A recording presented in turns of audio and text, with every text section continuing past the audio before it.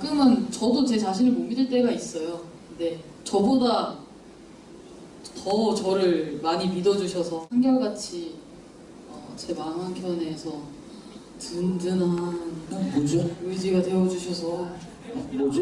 너무 감사드립니다. 팬들이 심석희 선수를 위해 준비했어요. 여러분들도 아마 모르셨던 분들은 좀 많이 감격스러우시고 벅차실 텐데.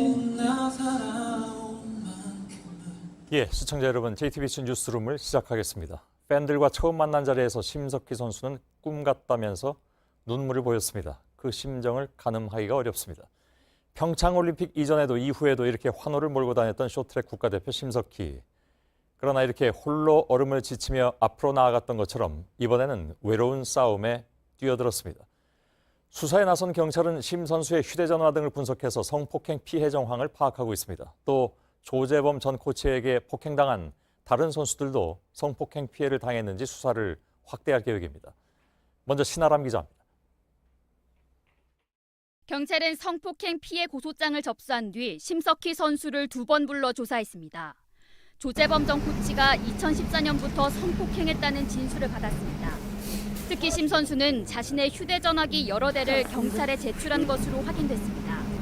또 경찰은 앞서 심 선수를 때린 혐의로 구속돼 수감된 조 씨에 대해 구치소에 보관된 물품과 집 등을 압수수색해 휴대전화기 여러 대와 태블릿 PC, 외장하드 등도 확보했습니다.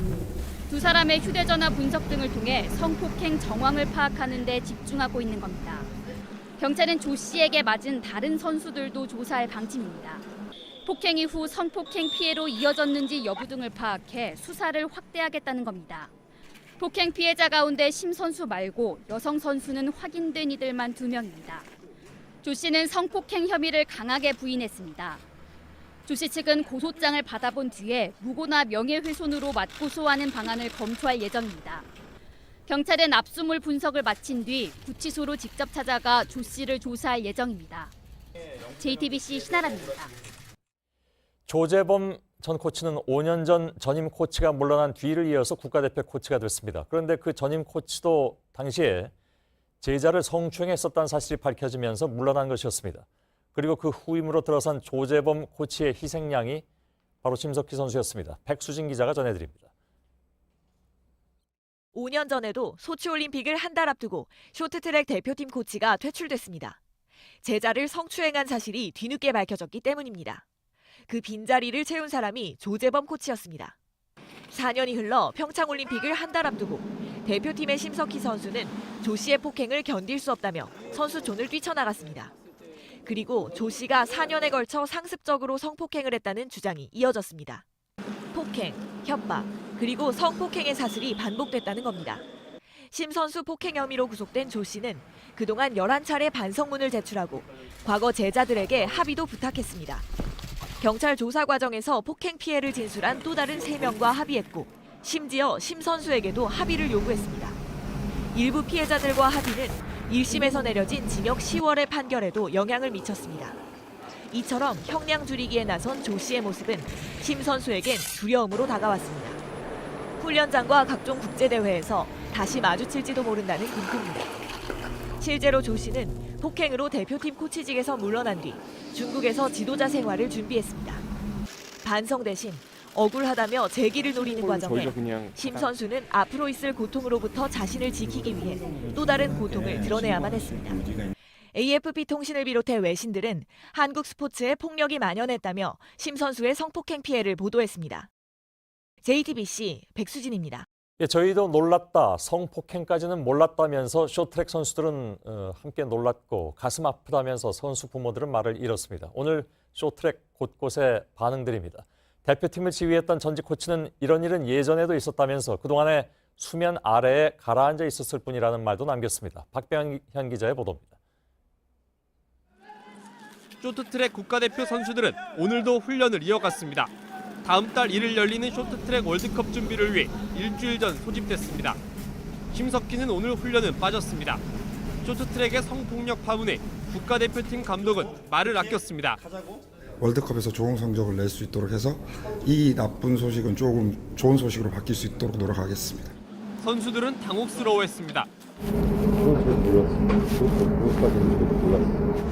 어렸을 때부터 자기들도 막 운동을 했으니까. 잘 모르겠어요. 저희는 운동만 해가지고. 선수들을 뒷바라지하는 학부모들도 마찬가지입니다. 너무 안타까워요. 가슴 아프죠, 정말. 선수들을 때려서 성적을 내는 쇼트트랙의 잘못된 관행을 넘어 지도자와 선수 간 뚜렷한 상하관계에서 비롯된 성폭력의 실상이 이제야 드러났다는 이야기도 나왔습니다. 이전부터 이런 문제가 불거졌었는데 연맹 차원에서 어떠한 징계도 이루어지지 않았기 때문에 수면 아래로 묻혀 있었던 거죠. JTBC 박병현입니다. 주재범 전 코치의 성폭행 의혹이 추가로 전해지면서 정부도 부랴부랴 대책을 내놓았습니다. 대체로 성범죄 징계를 더 강하게 하겠다는 것인데 물론 그 대책은 뒤늦은 감이 있습니다. 무엇보다도 문체부는 작년 5월에 빙상연맹에 감사를 하고도 조 전 코치의 성폭행 관련 사실을 파악하지 못한 것을 사과했습니다. 강나현 기자의 보도입니다. 사전에 인지하지 못했습니다. 성폭력이 아닌 일반 폭력 사태만 파악을 하고 그 대책을 세웠는데 체육계의 성폭력 관련 대책을 내놓겠다며 마련한 자리에서 정부는 내내 당혹감을 감추지 못했습니다. 문체부는 지난해 5월 대한빙상경기연맹을 감사한 뒤 조재범 전 코치가 수차례 폭력을 행사한 부분만 발표했습니다. 그러나 평창올림픽 직전까지 조 전 코치가 심석희에게 폭행은 물론이고 성폭력까지 했다는 주장이 제기됐습니다. 마음먹고 한 감사에 허술한 부분이 드러난 겁니다. 정부는 체육계 특유의 폐쇄적 구조 탓에 제대로 상황을 파악하기 어려웠다며 앞으로 성폭력 가해자를 더 강하게 처벌하겠다고 밝혔습니다. 지금은 강간이나 이와 비슷한 성폭력을 저지를 경우에만 영구제명 처분을 하는데 성추행을 해도 영구제명될 수 있게 적용 범위를 넓히겠다는 겁니다.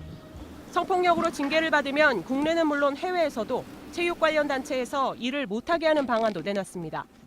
이 밖에 체육 분야 성폭력 전담팀을 만들고 3월까지 전현직 국가대표 선수를 포함해 체육단체 전부를 조사하겠다고 밝혔습니다. 체육계의 성폭력 범죄는 해외에서도 그 소식이 전해지지만 처벌과 대처를 보면 우리나라와 상당히 다릅니다. 미국 제주의 레리 나사르 사건이 대표적입니다. 예, 강나현 기자 한 가지만 더 확인하죠. 그 레리 나사르 사건에 대해서 그러면 어느 정도의 처벌이 이루어졌습니까? 레리 나사르는 미국 미시간 주립대학 교수 또 올림픽 체조대표팀 주치의로 있으면서 30년 동안 300명이 넘는 여자 선수들에게 성폭력을 저질렀습니다. 예. 재판에서 징역 60년을 선고받았고 또 미성년자를 성폭행한 죄로 추가 175년형 또 다른 성폭행 혐의도 밝혀져서 125년형을 더 받았습니다. 예. 결국 죽어서도 교도소 문 밖을 나가지 못하는 셈입니다. 그러네요. 이뿐만이 아닙니다. 이 사건으로 미국 올림픽위원회 위원장 또 미국 체조협회장이 줄줄이 물러났고요. 미시간 주립대는 총장이 사퇴하고 피해 학생들에게 5,400억 원의 배상금을 물게 됐습니다. 성범죄를 저지르는 것 그리고 이를 제대로 잡지 못한 사회 시스템에 대해서 책임을 무겁게 나눠줘야 한다는 인식이 있었기에 가능한 결과였습니다. 예, 강나현 기자였습니다. 수고했습니다.